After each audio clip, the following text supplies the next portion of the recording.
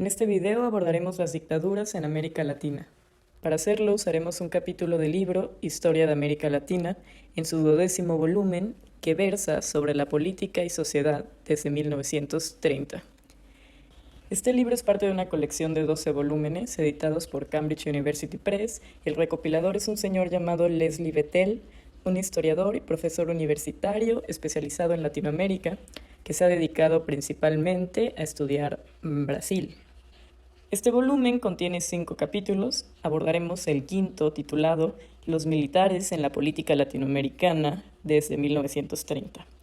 Este texto fue escrito por 2 autores, de los cuales el primero es Alain Rouquier, un politólogo francés especializado en América Latina que fue embajador de Francia en México y Brasil. El señor tiene presencia en los artículos sobre temas de actualidad, ha escrito para El País artículos como este y ha publicado también, como pueden observar, una considerable cantidad de libros. El segundo autor, un tal Stephen Suffer, es más enigmático y no hemos podido encontrar nada en internet que no se relacione directamente con el texto que abordaremos. Los autores expresan en una breve introducción que los sistemas políticos de América Latina y sus situaciones históricas son muy diversas y heterogéneas, lo cual impide hacer generalizaciones fáciles. A pesar de que en la víspera de la Segunda Guerra Mundial la mayoría de las repúblicas en América Latina eran gobernadas por militares, la categoría militar, nos dicen los autores, es una categoría que está lejos de ser homogénea y que oculta realidades profundamente distintas. Que un presidente ostente la graduación de militar no significa necesariamente que su gobierno sea militar, como es el caso de muchos de los primeros presidentes en México, o bien podían proceder de profesiones muy distintas. Sin embargo, pese a las diferencias, estos hacían frente a unas condiciones externas homogéneas, y esto es lo que da pie a que existan líneas paralelas que analizar. El objetivo principal de los autores es estudiar la gran variedad de respuestas que en América Latina se han dado a estas limitaciones externas, para arrojar luz sobre los mecanismos generales del poder militar, así como sobre las particularidades nacionales. Las Fuerzas Armadas, evolución histórica y experiencias nacionales. En este apartado, los autores comienzan señalando que las instituciones militares tienen la característica de ser representativas de la naturaleza particular de cada nación y de ajustarse a la evolución del aparato estatal. Es por ello que en la región latinoamericana, dependiendo del contexto histórico de cada país, se han formado ejércitos con características distintas. No obstante, como propuesta analítica, destacan para el sur y para algunas partes del centro 3 etapas generales en la evolución de las Fuerzas Armadas. La primera a partir de 1860, en la que se crean los ejércitos modernos. Una segunda a partir de 1920, en la cual los militares comienzan a participar activamente en la vida política. Y finalmente la tercera etapa en la década de los 60, en la que el papel del ejército toma relevancia internacional en el marco de la Guerra Fría. Revisemos cada una de estas. Esta primera etapa en la que se forman los ejércitos sucede dentro del proceso de modernización del aparato estatal en las naciones latinoamericanas, en el que la propia modernización de las Fuerzas Armadas era una parte fundamental. Los ejércitos modernos que se desempeñaron como modelos a seguir fueron los europeos, tanto en el tipo de armamento como en las formas de organización. Francia y Alemania, que estaban envueltos en un conflicto bélico y en una constante enemistad, fueron los países que en mayor medida disputaron la influencia militar sobre la región. El modelo alemán consolidó su mayor influencia en Argentina y Chile, mientras que el modelo francés se afianzó en la formación del ejército peruano y brasileño. Por otra parte, en esta primera etapa se constituyeron 2 reformas clave para modernizar a la institución militar: la creación de academias militares especializadas en las que se formaban los oficiales y la instauración del servicio militar obligatorio. Estos cambios en la instrucción militar trajeron consigo nuevas responsabilidades para el ejército. Por un lado, se estableció el compromiso de formar cívica y moralmente a la sociedad a través del servicio militar, y por otro lado, los oficiales comenzaron a desempeñar cargos estables y permanentes en la función pública. Dadas sus nuevas responsabilidades, las Fuerzas Armadas fueron incrementando progresivamente su intervención en la vida política. En la segunda etapa, que comienza a partir de la década de 1920, se desató el activismo político de los militares, comúnmente encabezado por oficiales jóvenes, con posturas anti-statu quo y en ocasiones con propuestas de reformas progresistas. Es el caso de un grupo de oficiales en Chile, que en 1924, en su intento por impulsar una serie de leyes sociales, ocasionaron la disolución del Congreso, lo cual llevó a consolidar la dictadura de Carlos Ibáñez del Campo. O también el caso de Ecuador, que en 1925 vivió su primer golpe de Estado en contra de las clases gobernantes, conocido como la Revolución Juliana, en la que se impulsaron varias leyes de asistencia social y se formaron instituciones en el mismo sentido. Pero distinto al caso de Argentina, por ejemplo, que en 1930 sufrió un golpe militar conservador encabezado por José Uriburu, que acabó con un gobierno democráticamente electo. Todo este activismo político tiene como común denominador un fuerte sentido nacionalista. Aunque había cierta ambigüedad en los medios, la preocupación central de los oficiales era reforzar el desarrollo nacional. Es en este sentido que se generaliza en la región el desarrollo autártico, bajo el modelo de industrialización por sustitución de importaciones. Por la naturaleza misma del ejército, el nacionalismo que propugnaba era de orientación estatal. Ejemplo de ello es el Estado Novo, en Brasil, que tenía como objetivo primordial incrementar el poder del Estado y regular la totalidad de la vida colectiva y nacional. La crisis global del liberalismo político que afectó a las clases gobernantes locales y que terminó por dividirlas, dio el impulso necesario a las intenciones militares de liberar al Estado de la sociedad civil, propiciando así el auge del nacional-militarismo. Al fin de la Segunda Guerra Mundial, y con excepción de Brasil y Bolivia, se extendió por la región latinoamericana un militarismo popular de izquierda respaldado por Estados Unidos, formando así una oleada democrática. En El Salvador cae el dictador Maximiliano Hernández Martínez en 1944. En Guatemala cae Ubico y sube Juan José Arévalo. En Ecuador, la Revolución de Mayo de 1944 llevó al poder a José María Velasco Ibarra, mientras que en Venezuela en 1945 asumió el poder Acción Democrática. Estos países eran zonas en las que influía directamente Estados Unidos. La tercera etapa comienza en 1960, puesto que la situación política del continente cambia con el levantamiento armado en Cuba. Aparece la guerrilla y se moviliza un nuevo impulso revolucionario, por lo que Estados Unidos reajusta su estrategia militar. Se desata en la región una guerra declarada contra el comunismo, y la potencia del norte se vuelve mucho menos tolerante con regímenes de corte izquierdista y progresista.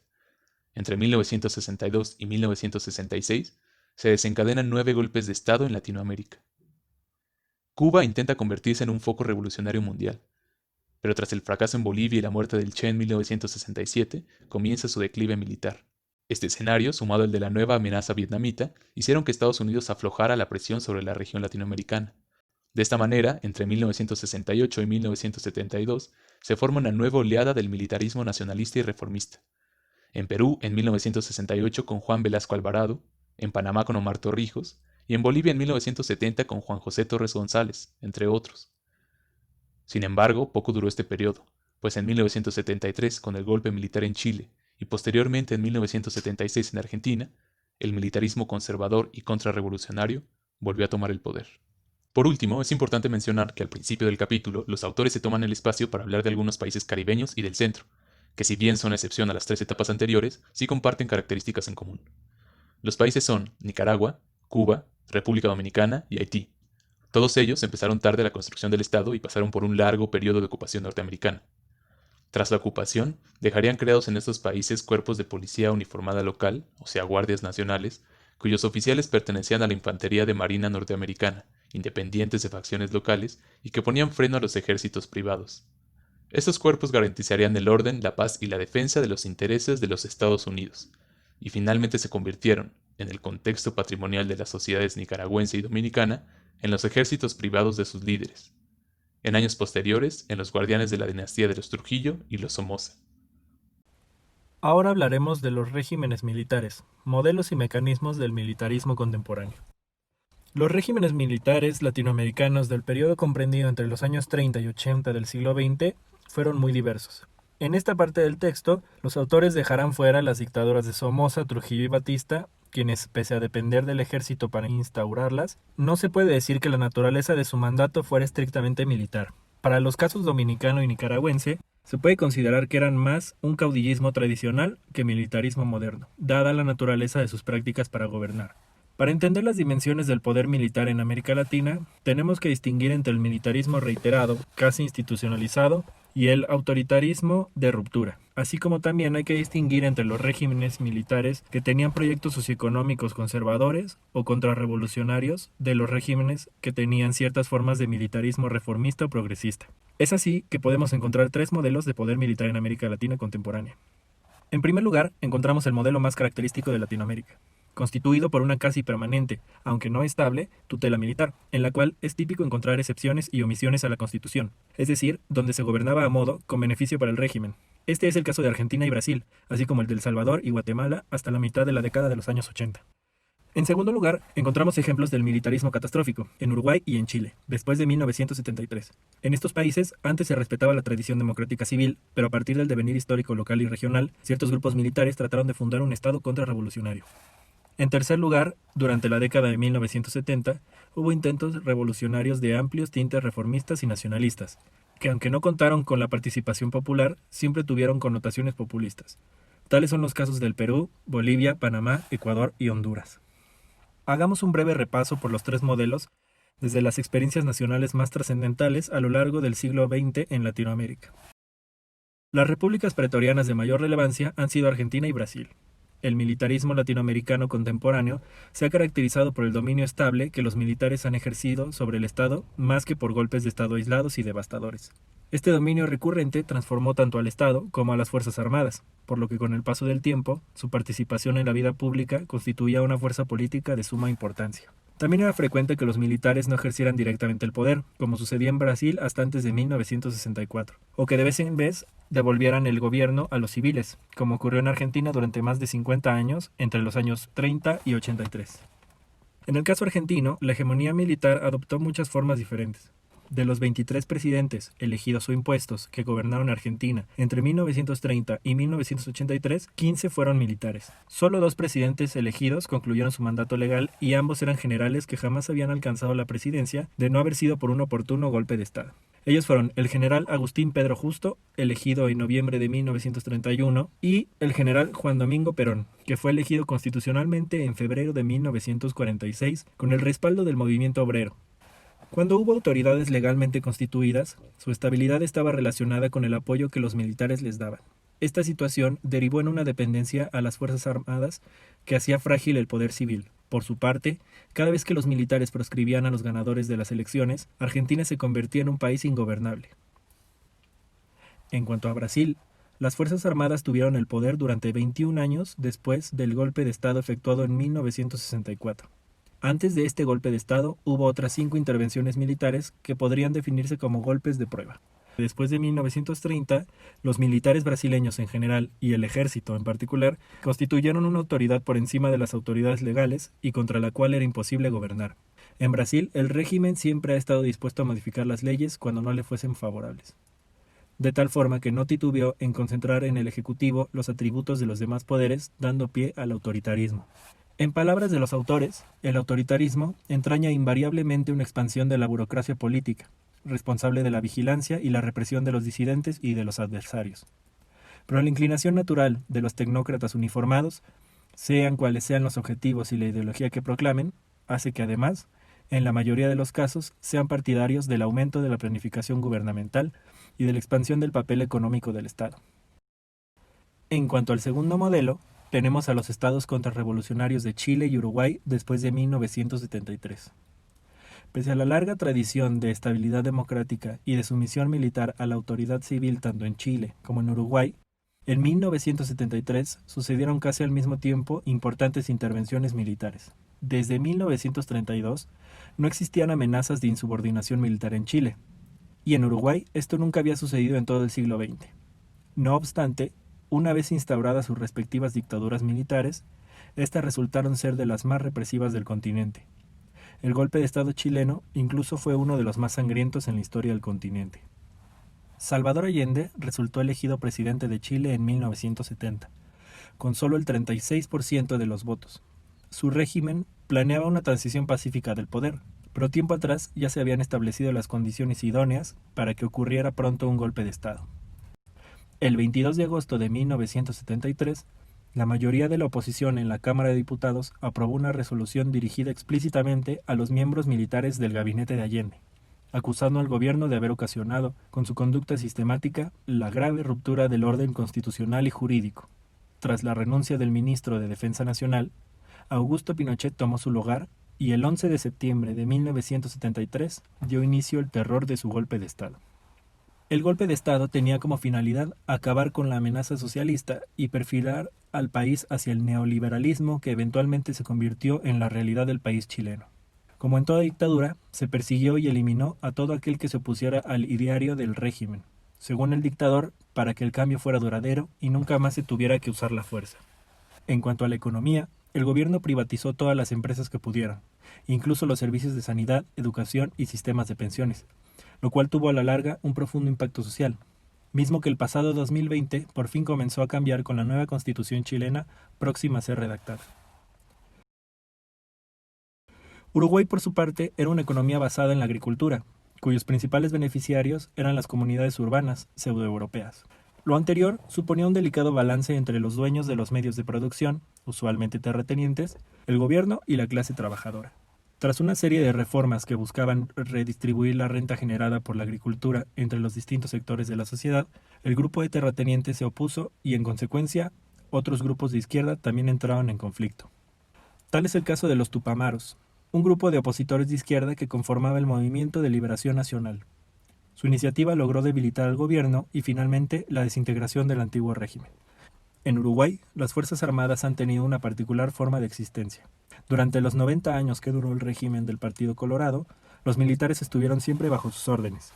Esto se explica porque fue este mismo partido quien institucionalizó, dio forma y vida a las Fuerzas Armadas bajo los mismos preceptos que fundaron al Partido Colorado.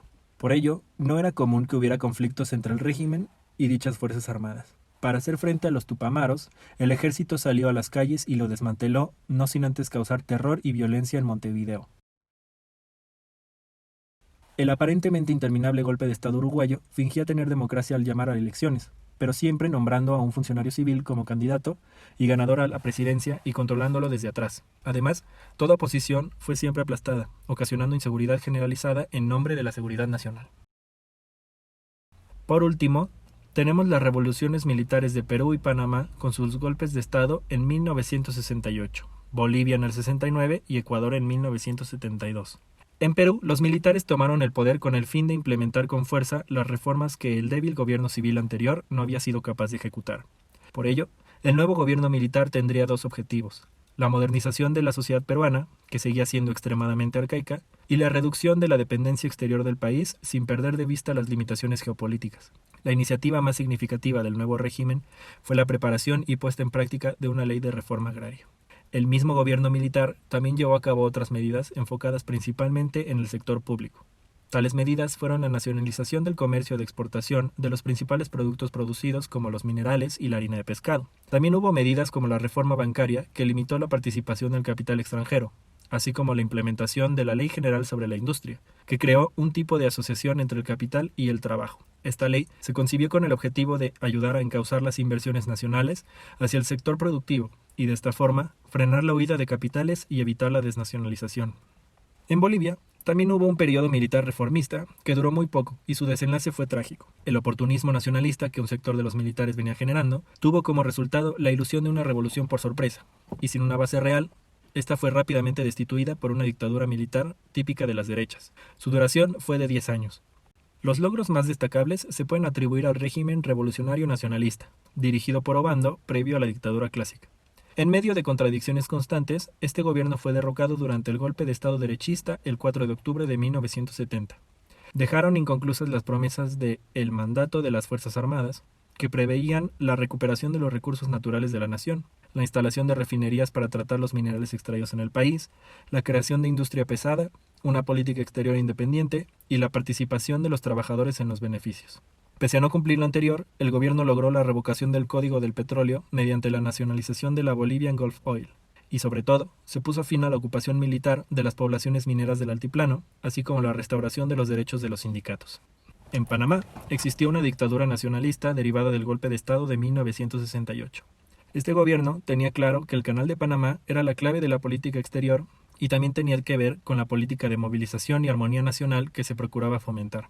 También se crearon nuevas leyes laborales que protegían a los sindicatos y preveían un salario mínimo, convenios colectivos de trabajo e indemnizaciones por despido. En las zonas rurales se promulgó una reforma agraria que afectó de manera progresiva a los latifundios improductivos y a gran parte de las propiedades agrarias que pertenecían a extranjeros. Por otra parte, a este régimen no le importaban la coherencia ni la pureza ideológica. Por ejemplo, en 1974 reanudó las relaciones diplomáticas con Castro y con los países socialistas. Panamá apoyó a Salvador Allende y a la revolución de los militares peruanos. El régimen se manifestó claramente a favor de la causa sandinista y prestó ayuda directa e importante a los guerrilleros en su lucha por derrocar a Somoza.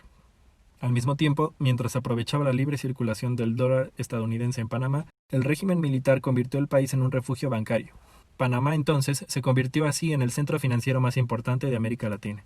Por último, tenemos el caso ecuatoriano, uno en el que el golpe de Estado, en apariencia muy institucional, ocurrió en 1972 y que coincidió con el auge momentáneo del petróleo en Ecuador. El nuevo régimen se autoproclamó revolucionario, nacionalista, socialhumanista y a favor de un gobierno independiente. Pese a esta autoproclamación, la actividad petrolera fue mucho más predominante y terminó por convertir a Ecuador en un país rentista, y el discurso reformista murió mientras la burocracia creció. Si bien se ha sugerido que a veces las estructuras sociales de las naciones latinoamericanas eran poco propicias a la expansión de la democracia representativa, existe un reducido número de países, dispersos en toda la región, donde el gobierno civil ha predominado durante periodos relativamente largos. A finales de los 80, 4 naciones latinoamericanas sobresalen por haber disfrutado de 30 años de gobierno civil y subordinación militar ininterrumpidos. Empecemos por Costa Rica, que de América Latina es el país que se lleva la palma en cuanto a democracia se refiere. Este pequeño país, pacífico pese a estar situado en una región propensa a la dictadura y a las agitaciones populares, no ha sufrido un golpe de Estado militar desde 1917, y de hecho no ha tenido fuerzas armadas desde 1948. Para comprender la reciente evolución política de Costa Rica, es necesario retroceder hasta la Guerra Civil de 1948, que señaló un punto de ruptura sin retorno en la historia institucional del país. La administración de Rafael Ángel Calderón Guardia y la de su sucesor, Teodoro Picado, habían disgustado a la gran burguesía del café, que reaccionó contra sus tendencias reformistas. A consecuencia de ello, en febrero de 1948, la oposición, tan dispar en su composición como la coalición gobernante, sacó la conclusión de que la ruta electoral estaba cerrada y emprendió un levantamiento militar, que en el clima de Guerra Fría imperante recibió la aprobación de los Estados Unidos. Hasta después del derrumbamiento de las fuerzas del gobierno, que eran de mediocre calidad y estaban debilitadas por la falta de profesionalismo, no empezaron las verdaderas dificultades para la alianza oportunista que había derrocado el régimen anterior. De hecho, el único objetivo de la gran burguesía había sido poner fin al gran peligro rojo. Sin embargo, Figueres y sus liberacionistas se negaron a revocar las reformas que había llevado a cabo el gobierno derrotado. Además, los vencedores, aunque declararon fuera de la ley al Partido Comunista, también nacionalizaron a los bancos, promulgaron un impuesto sobre el capital y ampliaron las responsabilidades económicas del Estado. También albergaban la esperanza de institucionalizar el Ejército de Liberación que les había dado la victoria. La gran burguesía y los grupos conservadores estaban tan debilitados políticamente que se habían visto obligados, para recuperar el poder, a formar una alianza con los recién llegados. No disponía de ninguna organización militar y deseaban reconstituir el ejército permanente. Los conservadores dominaban la Asamblea Constituyente elegida en 1949, pero Figueres y los liberacionistas tenían la fuerza de su lado. La solución intermedia a la que se llegó finalmente llevaba aparejada la abolición jurídica de todas las instituciones militares.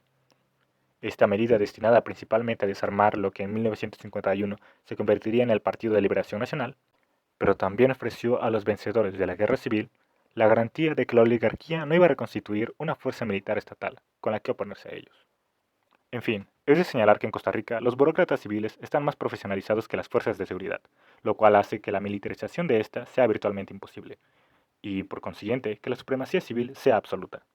Venezuela, que durante el primer tercio del siglo fue el clásico país de tiranía tropical, durante más de 30 años después de 1958, fue una democracia modélica, donde la alternancia en el poder de socialdemócratas y demócrata cristianos iba acompañada de niveles sin precedentes de participación electoral. Este cambio empezó en 1945, pues en octubre de aquel año, un grupo de oficiales jóvenes y el Partido Socialdemócrata, de nombre Acción Democrática, sus siglas AD, derrocaron el gobierno del general Isaías Medina Angarita, el segundo sucesor militar del general Juan Vicente Gómez, a cuya larga dictadura, de 1908 a 1935, solo la muerte había dado fin.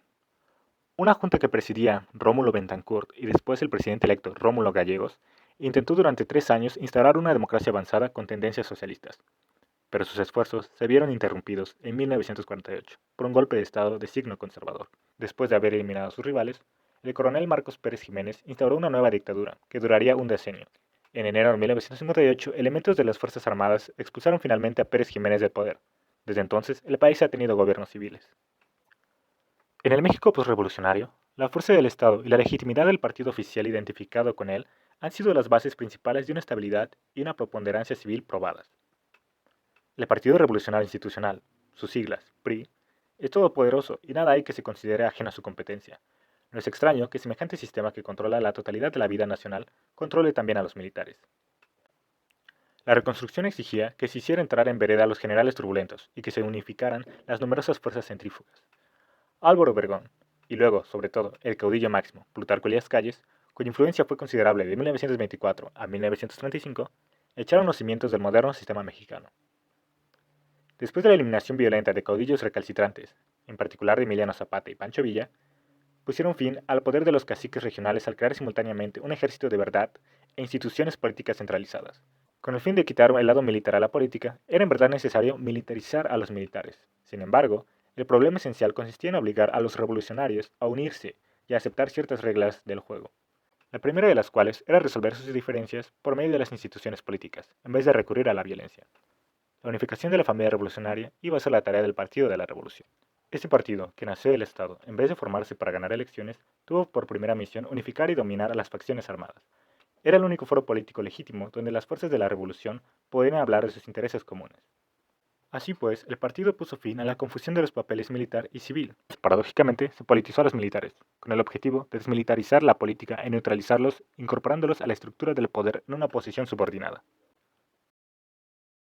En el siglo XX, Colombia parecía uno de los países latinoamericanos que reúne menos condiciones para el progreso de la democracia. Sin embargo, desde comienzos de siglo, Colombia disfrutaba de un sistema político bipartidista que ha garantizado una continuidad constitucional que es rara en el continente. Se ha afirmado frecuentemente que la democracia colombiana ha sido de tipo limitada, caracterizada por elevados índices de abstención electoral y un sistema oligárquico bipartidista. Pero a pesar de ello, ha sido una democracia, suspendida una única vez durante un periodo de 4 años, que van de 1953 a 1957, durante los cuales se impuso una dictadura militar presidida por el general Gustavo Rojas Pinilla, que contaba con el apoyo de una mayoría de ambos partidos tradicionales, el conservador y el liberal, con el objeto de poner fin a la guerra civil no declarada que se conoce con el nombre de la violencia. También hay que señalar que las Fuerzas Armadas han constituido un elemento importante del régimen establecido, al que, según se ha dicho, respetan solo mientras el gobierno en el poder no cambie el trato que dispensa a los militares. El Estado colombiano es débil, se encuentra cercado por organizaciones empresariales, en las que ha delegado amplios poderes. Los partidos políticos se reparten las prebendas del Estado, y reparten sinecuras de acuerdo con la más pura tradición del clientelismo. La fusión y la confusión de los papeles políticos y militares que fueron origen de inestabilidad en el siglo XIX han aparecido como medio para controlar a las Fuerzas Armadas en el XX. La fuerza y la coherencia del sistema de partidos también parecen haber desempeñado un papel decisivo, a veces como en Colombia, porque el sistema profundamente arraigado se ha identificado con la sociedad civil. Otras veces, como en el caso de México, porque el sistema de partidos se ha confundido con el Estado, en una situación de monopolio legitimado históricamente. La democracia entendida como fórmula conciliatoria y como acuerdo tácito o de otra clase para la cooperación social significa necesariamente que lo que está en juego desde el punto de vista social es poco, y que existe un pacto que prohíbe el recurso a las Fuerzas Armadas contra el gobierno que está en el poder.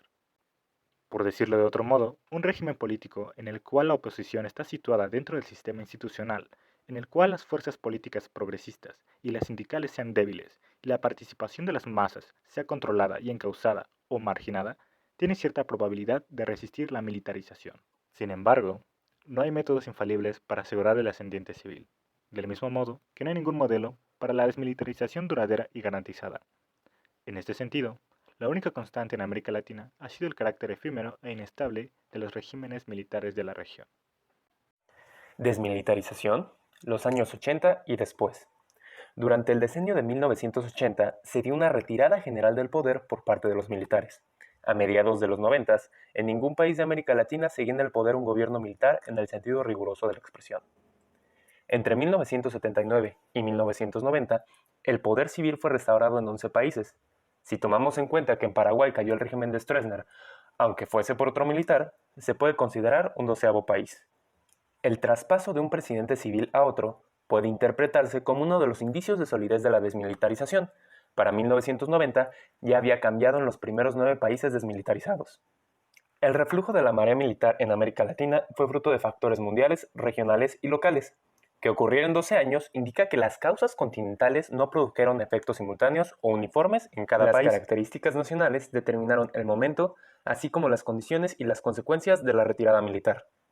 Los dos principales elementos contextuales son, 1, la crisis económica mundial, que se expresa en los problemas relacionados con la deuda exterior de cada país, entendiendo que generalmente tiempos difíciles favorecen cambios de gobierno. La crisis tuvo efectos deslegitimadores fuertes para los gobiernos militares que se hicieron del poder para resolver los problemas económicos de sus respectivos países. Y 2, la política regional de los Estados Unidos a favor del predominio, al menos superficial, de las formas civiles representativas y democráticas desde el gobierno. En vista de los resultados en Cuba y Nicaragua posrevolucionarias, Estados Unidos se dio cuenta de que apoyar dictaduras impopulares acabaría dándole el poder a los comunistas. Por otra parte, parecía poco probable que los electores latinoamericanos de los 80s optaran por gobiernos de izquierda. Principalmente, esto se dio por sus estrategias en Centroamérica, en donde requerían que sus aliados en la zona respetasen por lo menos las formas de la democracia, legitimando así sus intervenciones. Convenientemente, Washington aplaudió en 1984 las elecciones presidenciales de El Salvador, pero 6 meses después repudió la victoria sandinista de Daniel Ortega en Nicaragua. Aunque estos factores generales intervinieron en muchas de las transiciones del gobierno militar al civil, el proceso siguió caminos distintos en cada uno de los países. La desaparición del gobierno militar no garantizó automáticamente la extinción de la influencia política ni la autonomía de las Fuerzas Armadas.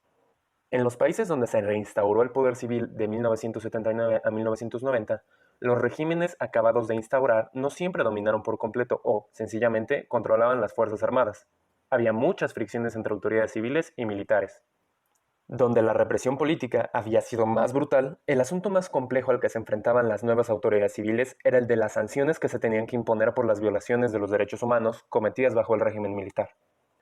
La decisión de procesar o no a los responsables dependía, en cada caso, de la solidez de su posición política, de la gravedad de los crímenes cometidos y de la presión pública para que se hiciera algo al respecto, pero también dependía de lo que opinaban los nuevos líderes sobre si el efecto del enjuiciamiento de los responsables sería acelerar o retrasar el proceso de desmilitarización.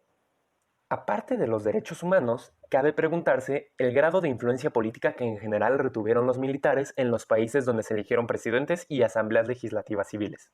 En Perú, el general Morales Bermúdez dijo, sin inmutarse, que los militares pensaban traspasar el gobierno, pero no el poder.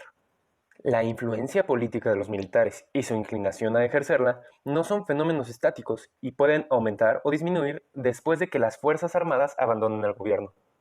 Con todo, es probable que la influencia de los Estados Unidos en los 90s sea un factor favorable para el mantenimiento de regímenes civiles en América Latina. El apoyo a las instituciones democráticas en regla sigue siendo un instrumento importante de la política exterior de Estados Unidos en todo el mundo.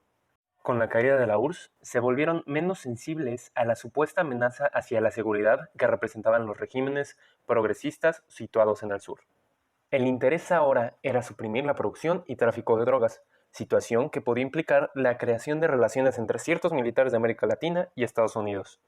El futuro papel político de los militares latinoamericanos depende principalmente de la voluntad y capacidad de los civiles de las diversas naciones para dar forma a sistemas políticos ordenados y eficaces que puedan 1. Definir de manera convincente objetos viables, 2. Resolver los inevitables conflictos políticos y sociales y 3. Reducir de esta manera el apoyo interesado o los llamamientos de los civiles a la intervención militar. Los civiles han perdido la confianza que tenían en la capacidad de las Fuerzas Armadas para resolver los dilemas de la nación. Poseen también un recuerdo vivo del militarismo y de las violaciones de derechos humanos. Allí donde han gobernado recientemente las Fuerzas Armadas, en general no parecen ansiosas de cargar otra vez con la tarea de resolver asuntos políticos y socioeconómicos complejos y problemáticos. Los militares se dieron cuenta de que el ejercicio del poder político mermaba sus capacidades propiamente militares. La derrota en la Guerra de las Malvinas fue ejemplar. Con todo esto, los militares de América Latina siguen creyéndose el baluarte y la encarnación de sus respectivas naciones. Tan es así que en el Cono Sur las Fuerzas Armadas nunca han expresado institucionalmente remordimiento alguno por las guerras sucias. En 1985, el ministro de Defensa argentino dijo que la normalización de las Fuerzas Armadas requería entre 15 y 18 años. Se tenía que redefinir la doctrina militar y crear para las Fuerzas Armadas una función convincente que las alejara de las preocupaciones políticas nacionales. El autor concluye esta sección con la siguiente pregunta. ¿En qué consiste exactamente un papel militar apropiado para las Fuerzas Armadas en una región en la cual se ha esfumado la amenaza extracontinental, que siempre fue algo ilusoria, en la cual los conflictos fronterizos son raros y limitados, y en el cual las amenazas físicas al Estado, en caso de que surjan, en realidad parecen más propensas a expresarse por medio de actores locales? Como conclusión, podemos resumir que los estudios vienen extrapolados debido a juicios de valor por parte de los autores, ya que su estudio concibe una actuación extramilitar por parte de las Fuerzas Armadas. A su vez, esto provoca una patología de las fuerzas militares dentro de la vida política, una anomalía en relación con el bien supremo de la democracia pluralista. El militarismo contemporáneo no fue un fenómeno preordinado, ni histórica ni geográficamente, y tampoco el determinismo cultural o la manipulación extranjera es suficiente para explicar un fenómeno complejo en el cual se entremezclan factores nacionales y transnacionales. La influencia militar de los Estados Unidos en las Fuerzas Armadas latinoamericanas es innegable, como lo es también el hecho de que, desde los años 60, uno de los objetivos políticos de Washington ha sido convencer a las élites militares del continente de la bondad de las perspectivas estratégicas estadounidenses y utilizar a dichas élites como elementos transmisores de la influencia norteamericana. Al intentar evaluar el papel político de los militares latinoamericanos a lo largo del plazo, vemos claramente que las Fuerzas Armadas de la región muy rara vez han sido sencillamente instrumentos pasivos de fuerzas nacionales o extranjeras, aunque tales fuerzas con frecuencia hayan tratado de aprovechar el poder de los militares para sus propios fines. Los regímenes autoritarios de América Latina nacieron mucho antes de la internacionalización de los mercados nacionales que caracteriza a la fase reciente de desarrollo económico. Esta idea desarrolla una correlación mecánica entre los movimientos del capital internacional y el advenimiento de regímenes autoritarios, cuando la realidad histórica desmiente rotundamente una afirmación que en gran parte es mítica. Las raíces más profundas de la hegemonía militar no están en la sociedad militar, del mismo modo que no se puede considerar que las Fuerzas Armadas sean las principales responsables de la inestabilidad crónica de ciertas regiones. Pero la naturaleza del poder de los militares en América Latina, en el periodo que empieza en 1930, sigue siendo ininteligible si no se presenta la debida atención a coyunturas históricas determinadas, y si no se hace ningún esfuerzo por comprender a las propias Fuerzas Armadas latinoamericanas, su formación original, su posterior evolución y su modo de actuación específicamente política.